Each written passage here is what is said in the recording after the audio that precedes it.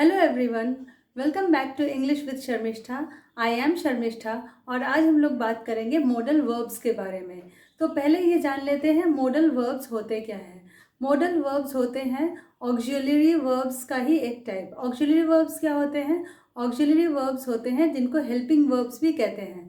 उनका main verbs के साथ बहुत सारा काम होता है, जैसे कि मेन वर्ब्स के साथ वो टेंस को समझाने में, मूड को समझाने में हेल्प करते हैं। ऑक्सिलरी वर्ब्स या हेल्पिंग वर्ब्स के बारे में हम फिर से क्लास करेंगे एक। आज हम लोग विशेषकर बात करेंगे मॉडल वर्ब्स के बारे में, जो कि ऑक्सिलरी वर्ब्स का ही एक पार्ट है। क्या क्या है मॉडल वर्ब्स, वो होता क्या है, ये पहले समझ लीजिए। मॉडल वर्ब्स से मेनली हम लोग समझा सकते हैं पॉसिबिलिटी या नेसेसिटी। पॉसिबिलिटी मतलब संभावना और नेसेसिटी मतलब ज़रूरत। तो मॉडल वर्ब्स को यूज़ कैसे करेंगे, किन किन सेंटेंसेस में उनको यूज़ होगा, कौन कौन से वर्ब्स को मॉडल वर्ब्स कहा जाता है, इतना आपका ज़रूरी है जानना। ये मॉडल वर्ब्स का डेफिनेशन आपसे कोई नहीं पूछने वाला। इसको यूज़ कैसे करेंगे लिखने में या बोलने में, उसको जानना ज़्यादा ज़रूरी है। मॉडल वर्ब्स है shall, should, can, could, may, might, must, will, would और ऑट टू। तो पहले शैल के बारे में बात करते हैं। तो शैल का यूज़ जैसे पहला कि हमको किसी से कुछ वादा करना है, I shall never do this again, इस तरह की बात। तो इसके बाद हम बोलते हैं कि शैल में जब हमको किसी से कुछ ऑफ़र करना होता है, किसी को कुछ देने के लिए, shall I make dinner for you. और उसके बाद हम ये अगर बताएं किसी से कुछ सुझाव देंगे, shall we have something to eat now. तो इस तरह का शैल आई, शैल वी। तो शैल का यूज़ मोस्टली फर्स्ट पर्सन में होता है। और इसके अलावा जब शैल का यूज़ होता है तो बहुत ही ज़्यादा फॉर्मल। फॉर्मल मतलब जब हम कैजुअली नहीं बात कर रहे हैं, बड़ा ही औपचारिक परिस्थिति है। नेक्स्ट शुड की बात करते हैं। तो शुड का यूज़ करते हैं किसी संभावना के बारे में जब बात करते हैं। तो हम बोलते हैं कि he should come here by tomorrow. तो कल उसको यहाँ आ जाना चाहिए, इसमें हम शुड का यूज़ करेंगे। शुड का यूज़ सुझाव देने के लिए भी करते हैं। जैसे मानो कि हम बोलेंगे कि you should do this thing, you should take care of yourself. फिर हम बताएंगे कि कैन का यूज़ कैसे करेंगे। कैन का यूज़ जनरली हम करते हैं अपनी क्षमता बताने के लिए या किसी और की क्षमता बताने के लिए। जैसे अगर हम बोलेंगे आई कैन डू दिस, मतलब मैं ये कर सकती हूँ, कर सकने की क्षमता। He can do this, he can not do this, क्षमता हो या ना हो, क्षमता की बात होती है, एबिलिटी की बात होती है, तब कैन का यूज़ करते हैं। I can do this. अब कैन में क्या होता है कि क्वेश्चन में भी कर सकते हैं। कैन आई गो देयर, क्या मैं वहाँ जा सकता हूँ, तो ऐसे भी कैन का यूज़ करते हैं।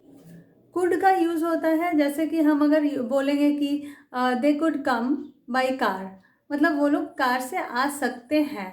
तो यहाँ पे क्या होता है कि एक पॉसिबिलिटी जो कि नहीं भी हो सकता है, ऐसे में कुड का यूज़ करते हैं।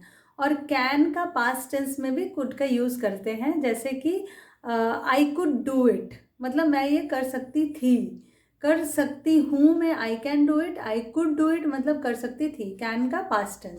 मे का यूज़ होता है एक तो क्वेश्चन करने में, परमिशन मांगने के लिए।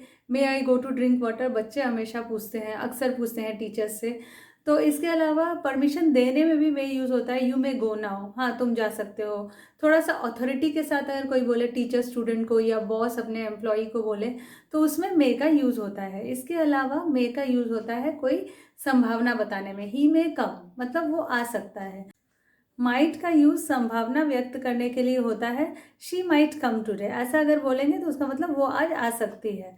तो ये हो गया संभावना की अभिव्यक्ति माइट से। मस्ट का यूज़ होता है बताने के लिए, यकीन के साथ कोई चीज़ दावा करने के लिए। अगर हम बोल रहे हैं she must be 90 years old, तो यहाँ पे यकीन के साथ दावा कर रहे हैं, जो कि एक गेस ही है, लेकिन उसको यकीन के साथ बोलना, वहाँ पे मस्ट होता है। मजबूरी व्यक्त करने के लिए भी मस्ट यूज़ होता है, I must go now, I am getting late. तो यहाँ पे एक मजबूरी है, मुझे जाना पड़ेगा, ये बताने के लिए मस्ट। और किसी को सुझाव देने के लिए, वो भी ज़ोर के साथ सुझाव देने के लिए भी मस्ट यूज़ होता है। जैसे अगर हम लोग बोलते हैं you must clean your room, तो यहाँ पे सुझाव भी दे रहे हैं और ज़ोर के साथ दे रहे हैं, तो वहाँ पे मस्ट का यूज़।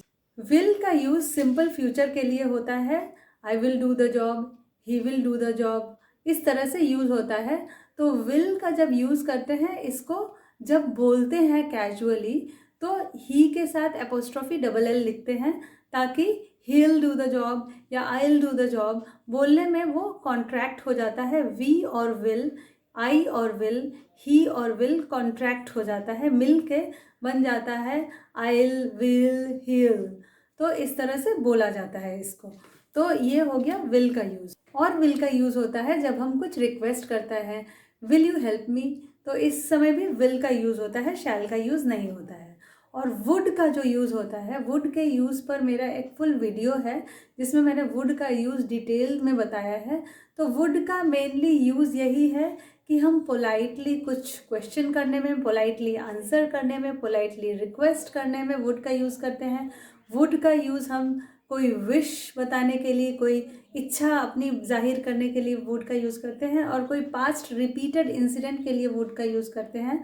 और हम किसी इनडायरेक्ट स्पीच के सेंटेंस में, रिपोर्टेड स्पीच में वुड का यूज़ करते हैं। ऑट टू का यूज़ शुड की तरह ही होता है। He ought to do this मतलब है ही शुड डू दिस, तो उसको करना चाहिए, मुझे जाना चाहिए, आई ऑट टू गो। तो इस तरह से शुड की तरह ही ऑट टू भी यूज़ होता है, ये भी एक मॉडल है। तो मॉडल के बारे में इतना ही। मैंने बहुत ही जिस्ट में मॉडल का मेनली यूसेज विथ एग्जाम्पल बताना चाहा है। इसको आप जितना सुनेंगे, जितना प्रैक्टिस करेंगे, मैंने जो जो सेंटेंसेस बताया है उसको अगर हो सके तो नोट डाउन करेंगे और उसी को अपने मन ही मन प्रैक्टिस करेंगे, तो आपको धीरे धीरे मॉडल्स का आइडिया आ जाएगा। और आप आगे भी कहीं पे पढ़िए, कहीं पे सुनिए, तो हमेशा नोट कीजिए कि कहाँ मॉडल्स यूज़ हो रहे हैं, वो किस तरह से काम करते हैं। हर एक मॉडल का काम के बारे में आप जब श्योर हो जाएंगे तो आपको लिखने और बोलने में कोई तकलीफ नहीं होगी। तो आज के लिए इतना ही। This was the video about modals. I'll later on come with a video about auxiliary verbs और helping verbs। तो जैसे जैसे आपको कोई ट्रबल हो तो आप मुझे बता सकते हैं कि आपको ये ट्रबल है, आप इसके विषय में वीडियो चाहते हैं, तो I'll come with such videos। So keep reading, keep listening, take care and bye for today।